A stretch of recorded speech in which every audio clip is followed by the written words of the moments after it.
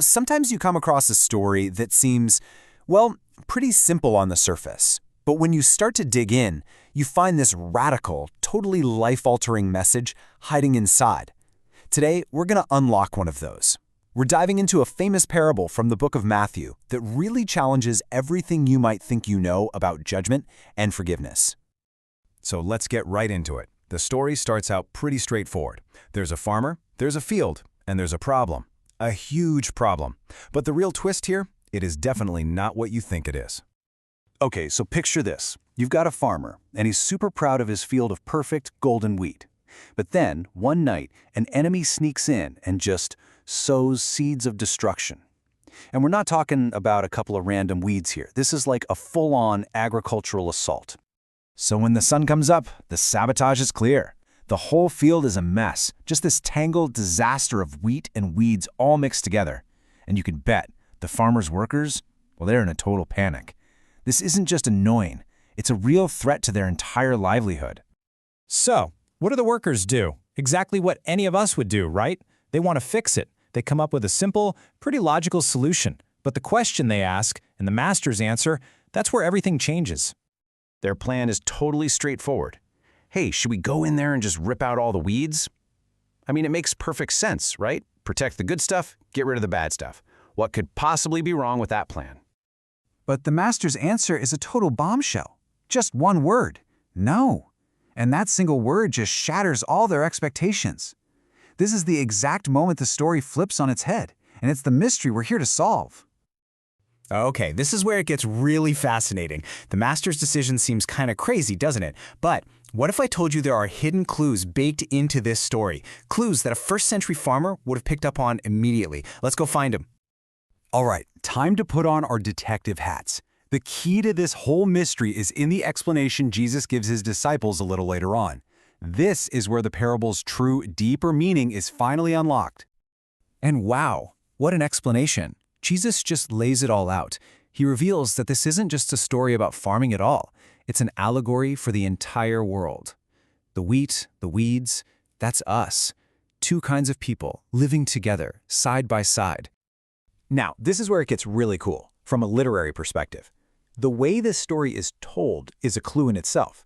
It's sitting right at the center of a kind of literary sandwich, a structure called a chiasm. And in a chiasm, the most important part is always the middle.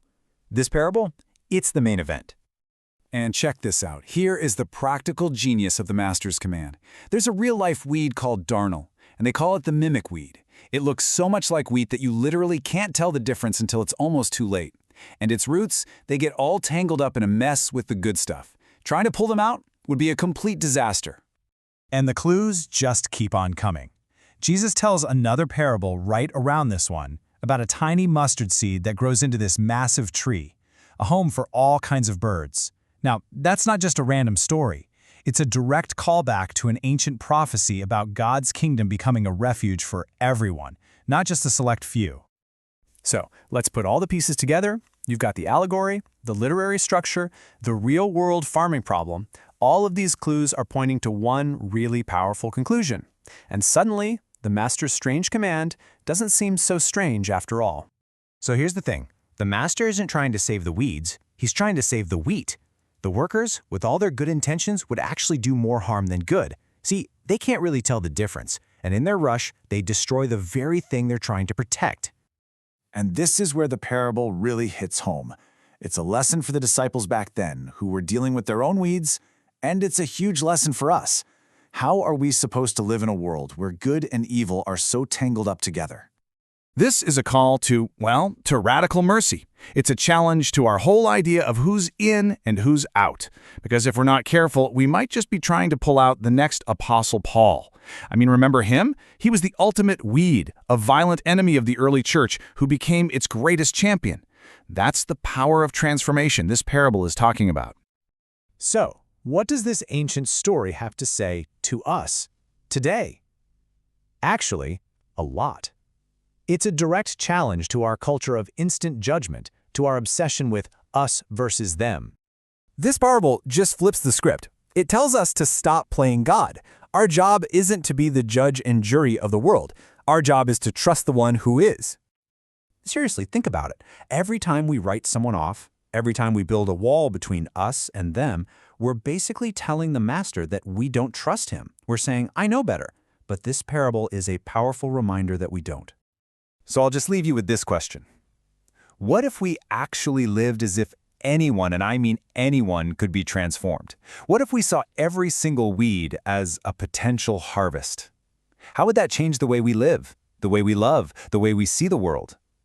That's the power of this parable. And it's a question that can change everything.